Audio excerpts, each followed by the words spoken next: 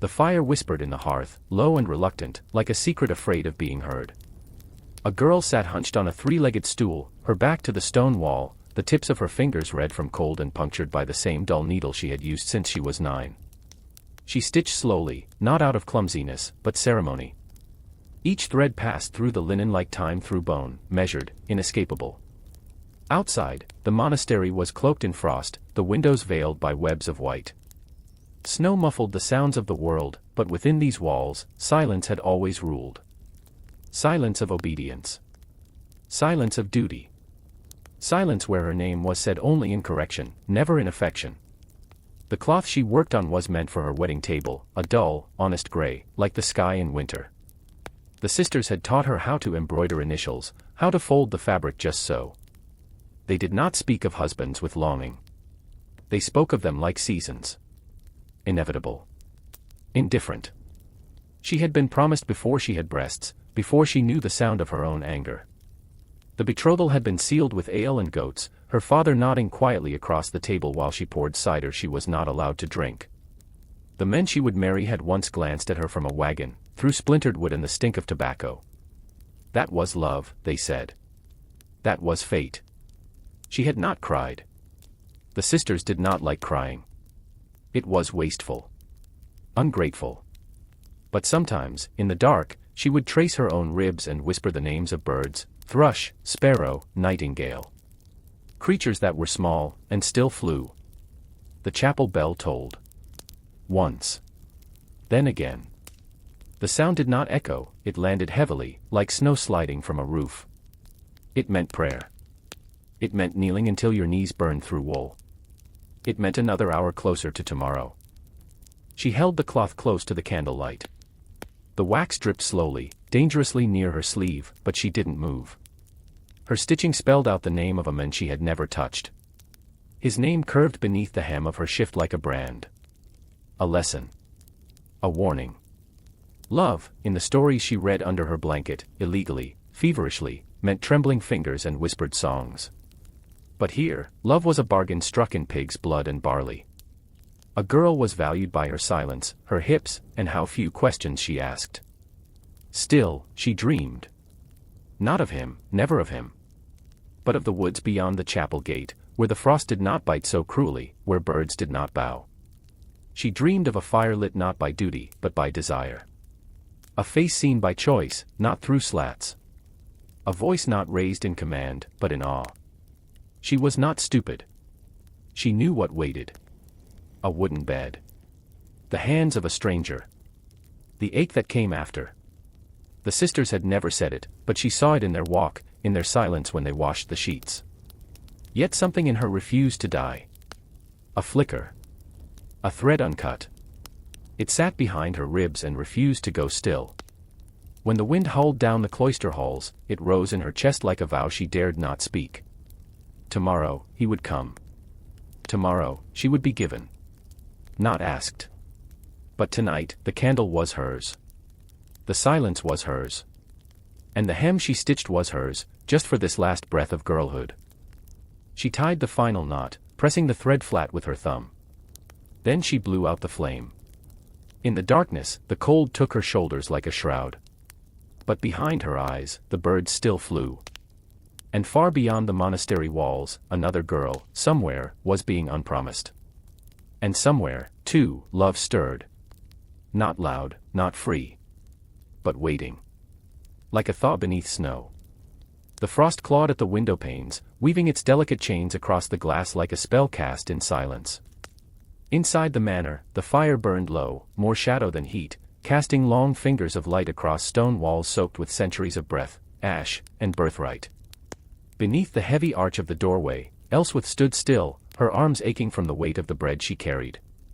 Her palms sweated against the linen wrap, though the air bit with the sharpness of December. She had never seen him, not truly.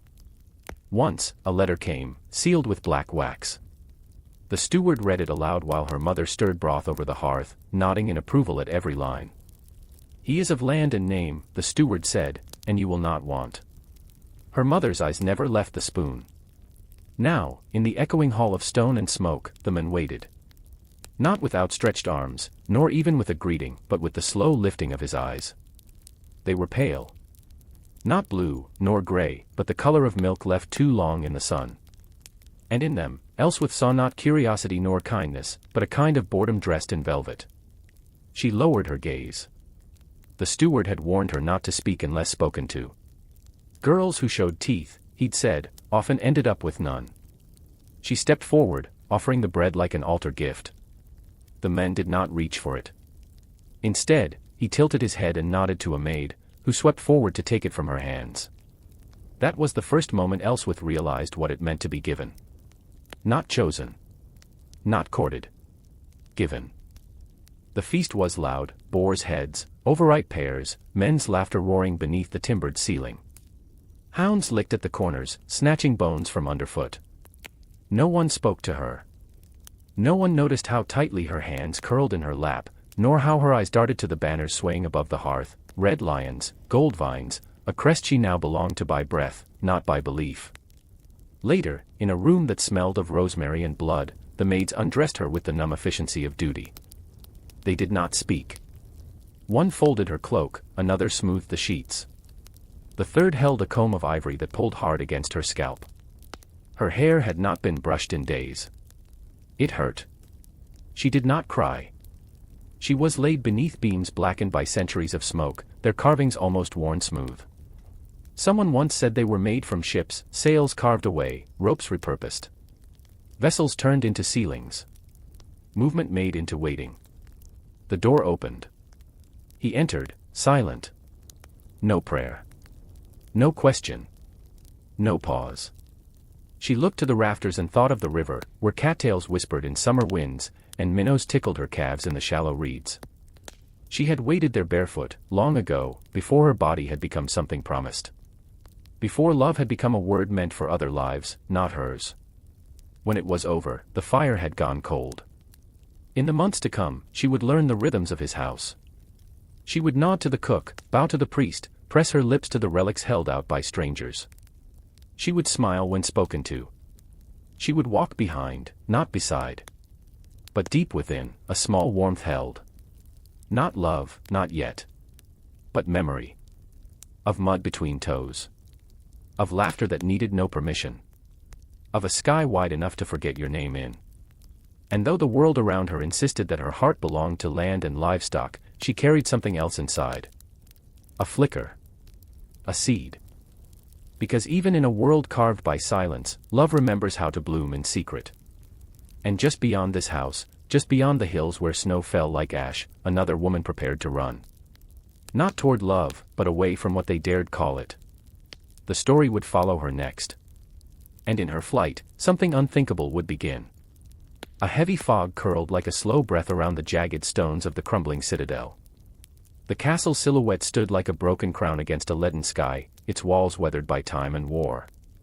At its furthest edge, hidden behind towering walls of cold stone and iron gates rusted from neglect, lay a garden no minstrel dared sing of, no traveler dared to name aloud. Its air was thick with a strange perfume, sweet and sour, as if roses themselves mourned a secret. This was King Aldric's garden. But it was no place of joy or peace. It was a living tapestry woven from the silent bodies of girls, each no older than 16, dressed in the colors of the turning seasons, the vibrant greens of spring, the golden hues of summer, the fiery rusts of autumn, and the ghostly whites of winter. They were not guests, nor favorites. They were art, fragile, mute brushstrokes on the canvas of a monarch's twisted desire. Each morning, Aldric wandered through this garden with a goblet of sweet wine, his fingers lingering over their faces as if blessing sacred relics. His touch was a cold benediction, a cruel ritual masked by poetry and the gilded glow of candlelight. The girls wore silks that shimmered but could not hide the bruises beneath, the whispered sobs that never escaped their lips. Guards lingered in the shadows, silent sentinels of a secret carved deep into stone and bone. Once, a bishop dared to speak in the king's private chapel, a quiet protest, a plea for mercy clothed in prayer. Within 3 days, the bishop vanished, swallowed by the silence that ruled these halls. His sermons were replaced by court musicians, whose songs praised the eternal youth of Aldric's reign, weaving melodies that stained the air with false reverence. Outside the garden walls, the kingdom rotted. The people starved, their bellies hollow beneath tattered cloaks. Bread was scarce, the hearths cold, and the fields left fallow as boys were conscripted into wars no one would win. Yet within the castle, florists arrived with fresh bouquets, tailors delivered satin and silk, as if adorning a corpse with finery could mask the rot beneath. Whispers drifted through the village like a chill wind, ghost stories of a woman's voice weeping among the vines, curses woven into the thorny branches. Some said the garden itself was cursed, a place where innocence was harvested and left to bleed in silence. Time blurred the edges of memory. The girls became nothing more than patterns in a story told in hushed tones, leaves caught in an endless autumn that refused to turn. Their faces, once radiant with stolen youth, faded into shadows, their names lost beneath the weight of silence. Yet, in the deepest corners of the castle, where light dared not reach, petals still fell. Not gentle or sweet, but sharp and choking, like a final breath held too long. And beyond these walls, the question lingered like smoke in a cold room: what becomes of love when it is planted in soil soaked with fear? When beauty is kept behind bars, and the price is measured not in coin, but in stolen lives.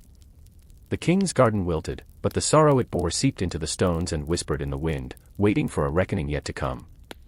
A single candle guttered in the stone chapel, its flame trembling like a fragile heartbeat against the oppressive silence. Queen Isolde knelt beneath arched shadows, the cold biting through her fur-lined cloak as if the very stones sought to claim her warmth.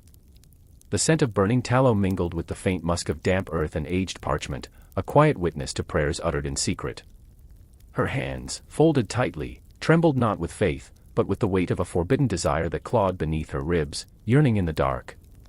Behind the thick walls of the royal chambers, King Berenger the Fat lay lost to drink and decay, his breath foul as sour ale, his fingers swollen and pale like overcooked flesh.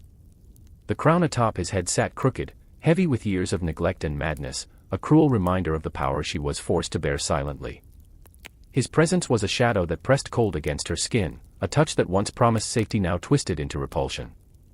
And yet, she remained, a queen cloaked in velvet and silence, bound by chains woven not of iron, but of duty and despair. But in the depths of her heart, another name flickered: Sir Caldus, captain of the guard, a man born of bastard blood and harsh truths, yet the only soul who ever saw Isolde beyond her gilded cage. She remembered the first time his rough hand stitched a jagged wound on her palm after a hunting accident. His fingers had trembled, not from fear of the task, but from the fierce restraint of a longing that dared not speak. Their eyes met then, a silent confession, a whispered rebellion against the cold edicts of crown and court.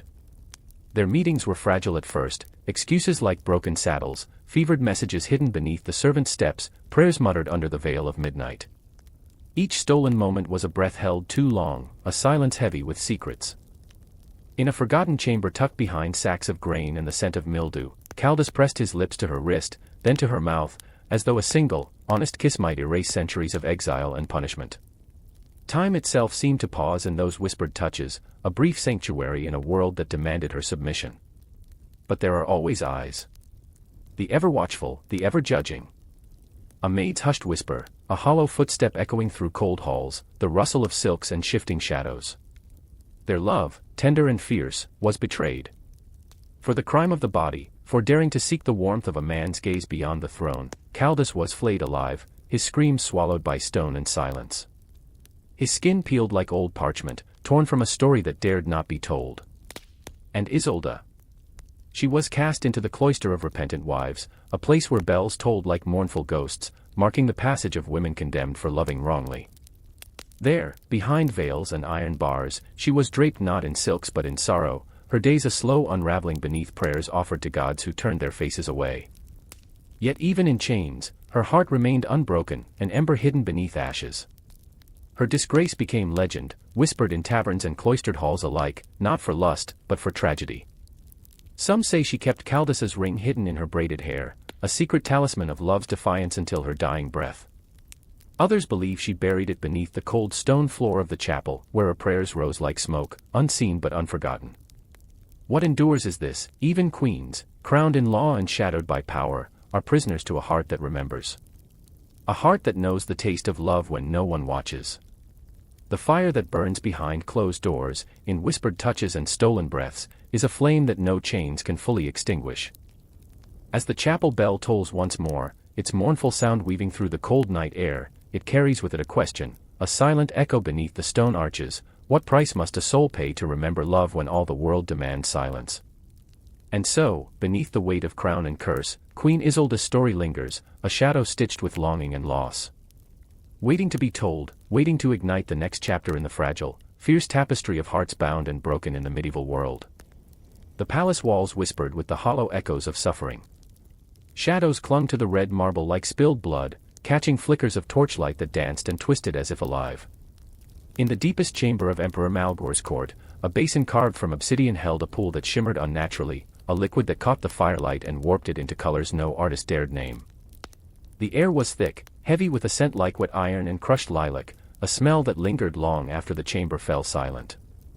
It was here that Malgor bathed, king and prisoner to a dark craving that no sword or crown could sate.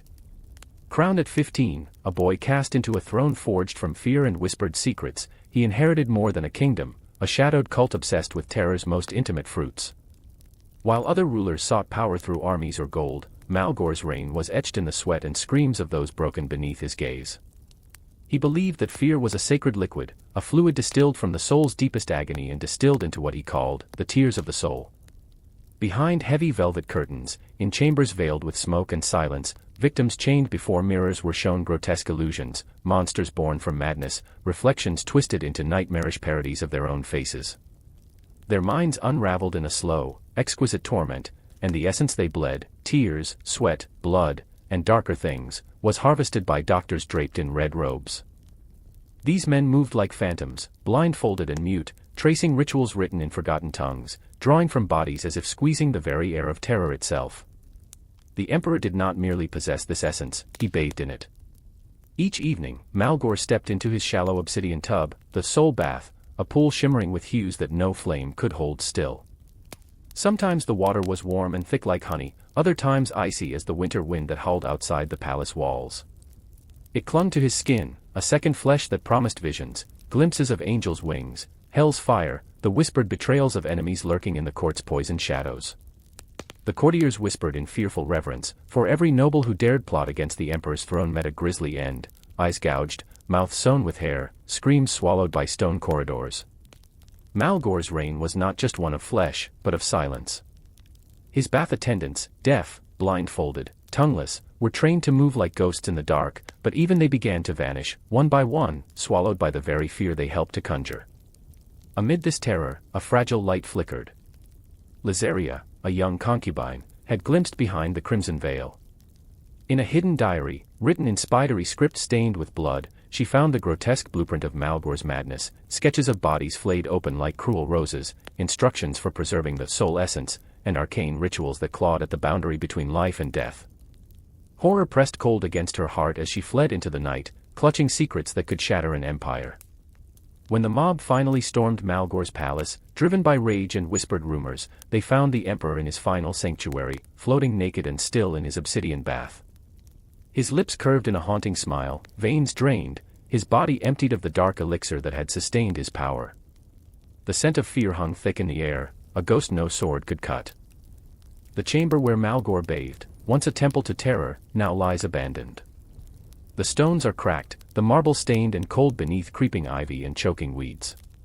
No flower dares bloom there. Locals speak in hushed tones of the lingering presence, a metallic taste on the breath, the faintest whisper of something sour, a scent woven from the remnants of fear itself.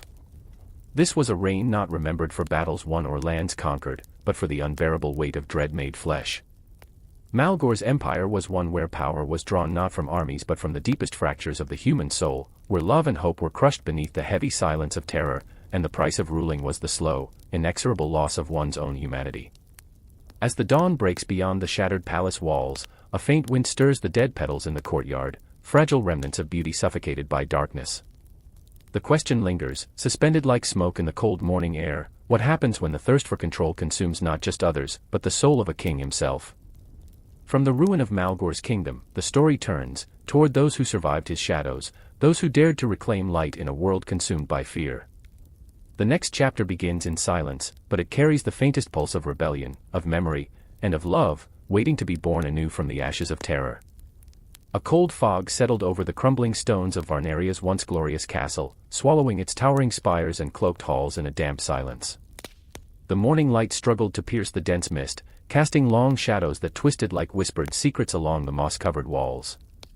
Within these ruins, the echo of laughter once mingled with the clatter of chains and the soft rustle of silk, sounds now faded but never fully erased. King Laurent VI, crowned at 19, transformed his kingdom into a realm ruled by desire's most brutal command. He was no monarch of sword or crown alone, he was the orgy king, a name spoken in hushed tones, heavy with fear and disgust. His reign was a theater of flesh, where every chamber was a stage, every noble a player in his dark symphony of lust and power.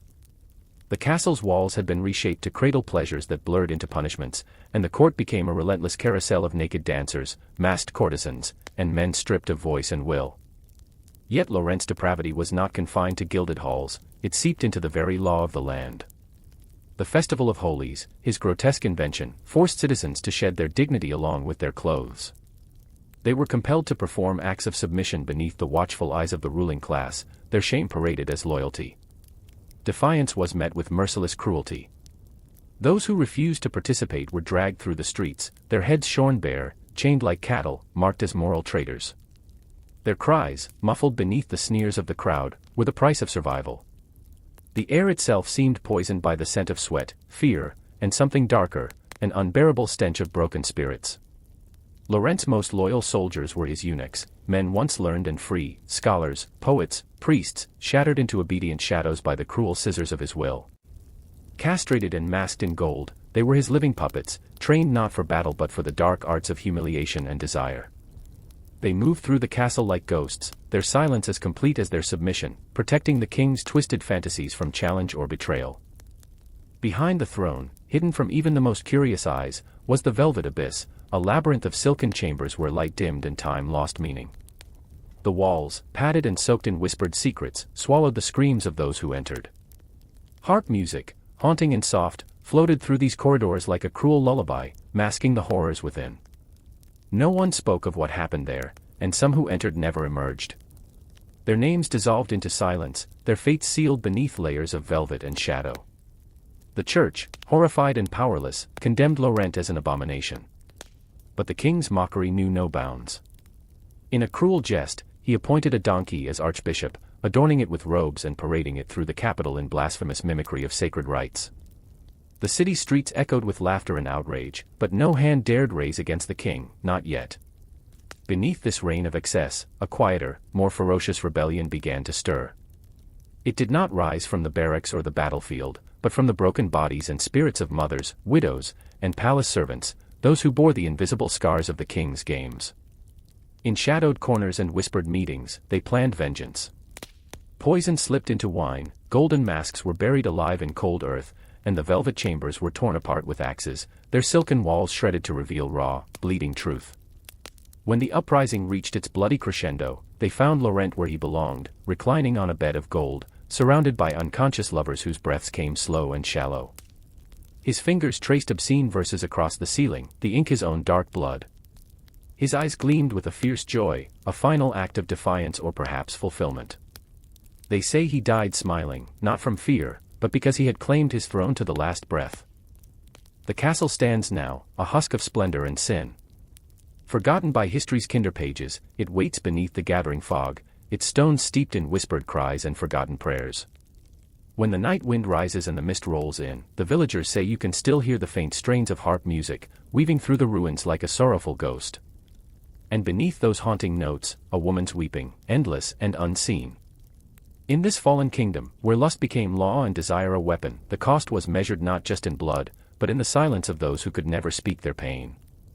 The orgy king's reign was a grotesque pageant of power and submission, a reminder that even the most gilded crowns can be forged in shadow. As dawn breaks over the shattered stones, the echoes fade, but the question lingers like a shadow across the centuries: how does a kingdom rebuild after its throne was draped in chains and stained with forgotten cries? From this darkness, the story moves onward, toward those who would dare to reclaim their voices, and the fragile, fierce hope that even in the deepest night, love might still be found beyond the velvet abyss.